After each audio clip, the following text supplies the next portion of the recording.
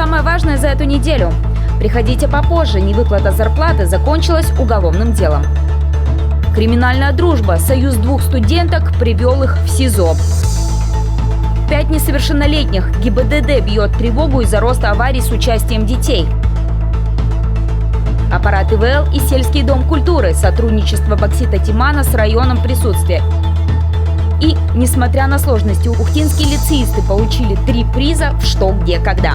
Смотрите прямо сейчас.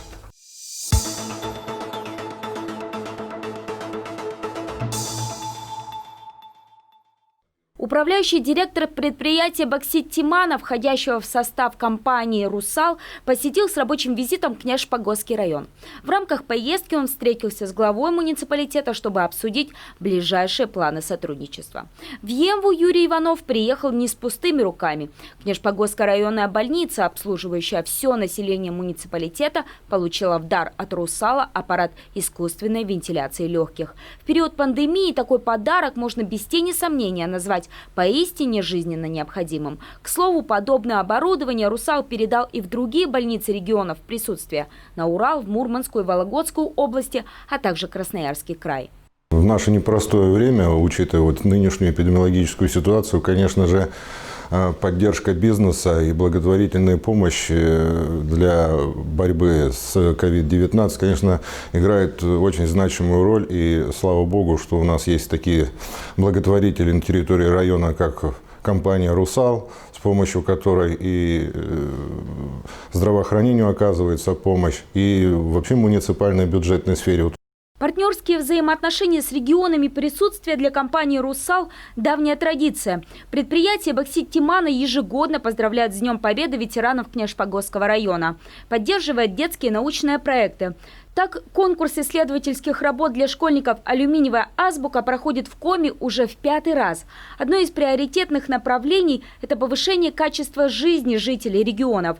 Неудивительно, что после встречи в администрации управляющий директор Юрий Иванов отправился в небольшой поселок Чиньяворок. Тут уже с прошлой осени идет большое строительство – создание нового социокультурного центра.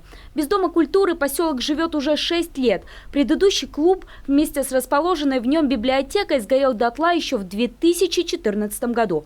В рамках сотрудничества компании «Русал» с регионом было принято решение подарить жителям Чиньяворыка новый. У нас компания «Русал» подписано соглашение с Республикой Коми по оказанию социальной поддержки в Республике Коми. Одно из мероприятий, которое у нас осуществляется, это строительство досугового центра в поселке Чиньяворик. Я надеюсь, что досуговый центр будет центром культуры в этом поселке, где люди могут свободно общаться, посетить библиотеки, посетить кружки. Планы у руководства строящегося центра грандиозные. 5 детских кружков, образовательные лекции, концерты для местных жителей и гостей из ближайших сел и районов. Примечательно, что этот социокультурный центр строят буквально для всех. И для юных талантов, и для пожилых людей, и для маломобильных групп населения. Хорошие пандусы, широкие дверные проходы, высокие потолки – куда лучше, чем было прежде. Был деревянный дом культуры. Он был, конечно, может быть, больше зал, но этот, конечно, намного уютней, современней. Зал актовый 84 квадратных метра, это вместе со сценой. Дальше будет гримерка для артистов, для молодых, для юных, которые будут показывать для поселку концерты. Самодеятельность будет. Значит, библиотека 54 квадратных метра. Библиотечный фонд переедет не только в новое, но и оборудованное по последнему слову техники помещение. Его обставят стильной мебелью в корпоративных цветах «Русала». Пока же тут идет установка книжных шкафов, куда совсем скоро переедут жить постояльцы в бумажных переплетах. И, в принципе, уже идет сборка мебели, мы готовы внутрянку передавать заказчику. То есть осталось завести только оборудование электронное, там компьютеры, проектор, интерактивную доску. И, в принципе, внутренними работами закончено. По наружным работам осталось нам сделать отмостку, заземление и, в общем-то, осталась вертикальная планировка с благоустройством. Благоустройство включает в себя асфальтовое покрытие с просторными тротуарами и парковкой. Также тут заранее позаботились о безопасности. Будет отсыпано место для разворота пожарной машины, а в котлован уже вкопали большой резервуар для воды. Новоселье в социокультурном центре планируют совсем скоро. Этим летом тут перережут красную ленту.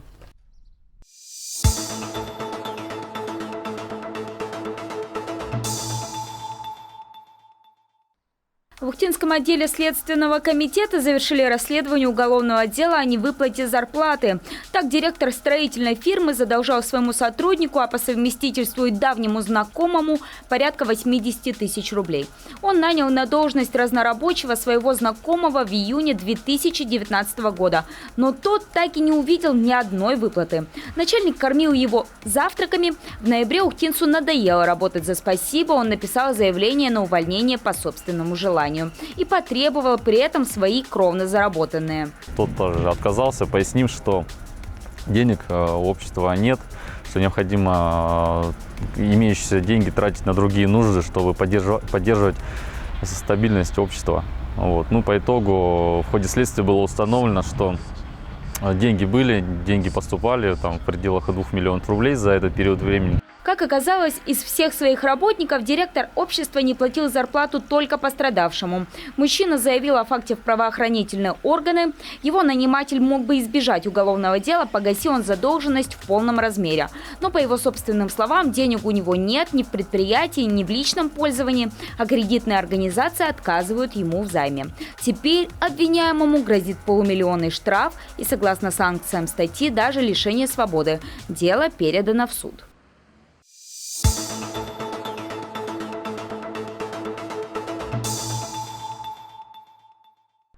Ухтинский городской суд вынес приговор водителю автомобиля «Лифан», выехавшего осенью прошлого года на полосу встречного движения. Авария произошла в районе Воднинских дач в прошлом ноябре. Мужчина, двигаясь из поселка Водный в Ухту на участке дороги, где имеется опасный поворот, не учел сложных дорожных и метеорологических условий. Управлял машиной со скоростью, не обеспечивающей постоянного контроля за движением транспортного средства, вследствие чего потерял управление. Он выехал на встречку, где столкнулся с двигавшейся от Ухты двенашкой. В результате столкновения пострадали оба водителя, а девушка, ехавшая в легковушке на переднем сиденье, будучи не пристегнута ремнем, скончалась от полученных травм. Водителя «Лифана» обвинили в нарушении правил дорожного движения, которые повлекли смерть человека по неосторожности. Суд вынес приговор – 2 года лишения свободы. Приговор в законную силу еще не вступил.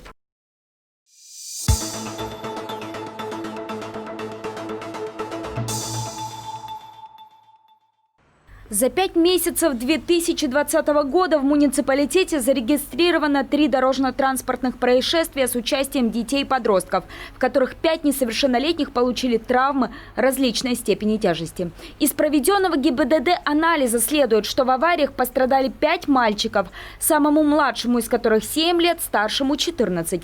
В 2 авариях с участием несовершеннолетних пассажиров пострадали 4 ребенка, 2 из которых были не пристегнуты ремнями. Также в машинах не было специальных удерживающих устройств, что является нарушением. Также ГИБДД настоятельно рекомендует родителям проявить внимание и напоминать своим детям о правилах. Не перебегать дорогу в неположенных местах, не двигаться рядом с автотранспортом, быть предельно внимательными на пешеходных переходах.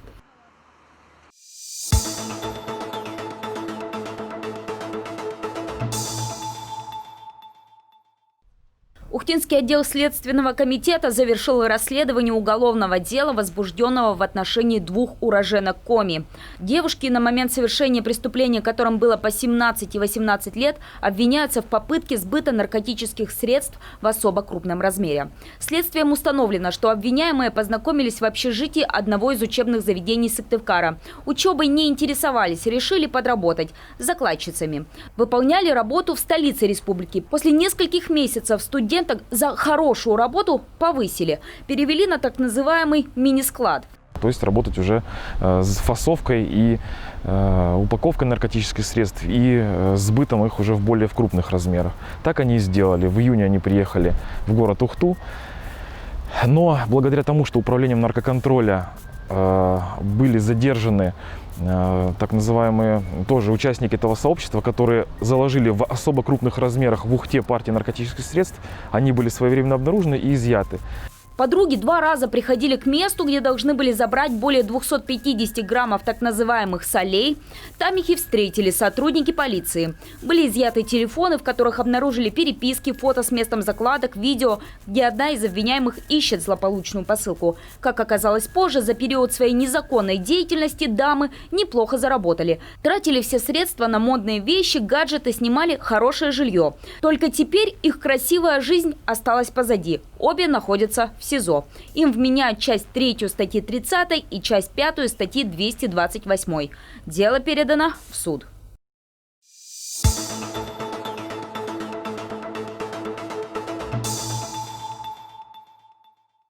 На закате учебного года 2020 ученики Ухтинского технического лицея принесли нашему городу статус знатоков школьной лиги «Что, где, когда» в Республике Коми. От лицея выступало 3 команды, все они ранее стали победителями в Ухте, благодаря чему и вышли на республиканский уровень. И если на городском чемпионате ребята играли в привычной атмосфере, республику пришлось брать в формате онлайн. Это казалось сложнее, но у юных знатоков была хорошая подготовка. Еженедельный тренинг после уроков дал о себе знать. К этим достижениям шли уже очень давно, потому что нам никак не удавалось как-то, в общем-то, получить призовые места в республиканском этапе вот как раз этой игры замечательной. И вот в прошлом году, наконец, это случилось. Это была первая победа, это, конечно, был просто фурор. А в этом году мы уже превзошли сами себя. У нас уже не 1 победа, а целых 3. 2 первых места, 1 третье. Чемпионат по интеллектуальной игре проходит ежегодно. Подростки играют в так называемую спортивную версию, когда одновременно на вопросы отвечают несколько команд, а не одна, как в телевизионном формате. Так, по итогам этого года 3-е место в младшей возрастной группе заняла команда «Свободные радикалы». 1-е место среди этого же возраста заняли 9-классники из команды «Тучки». 11-классники команды «Блау» стали победителями среди старших групп. Представитель этой команды Милена Чупрова отмечает, не было особой сложности с вопросами. Повезло, что в коллективе уже давно распределены роли, что и дало результат. Наверное, какой-то категории, которая дается труднее всего. Нам повезло, у нас команда очень разношерстная, если можно так сказать. У нас есть ребята, которые разбираются в филологии, в технических науках, в мифологии, спорт, то есть искусство. Все области, которые можно затронуть ЧВК, у нас в команде были представители, которые в них разбираются. Поэтому в этом плане нам очень повезло, у нас не было сложных вопросов. Были вопросы, которые нужно было подумать, но все они были посильные. К слову, ребята из Блау разделили высшую ступень пьедестала с командой из Сыктывкара. Но это не повод унывать. По словам руководителя лицейского клуба знатоков Светланы Алмазовой, это очень хороший знак. Значит, в нашем регионе много умных и перспективных ребят. Так лицей уже готовит молодую поросль. 8-классники из команды «Фрустрация» могут принести городу еще парочку хрустальных сов.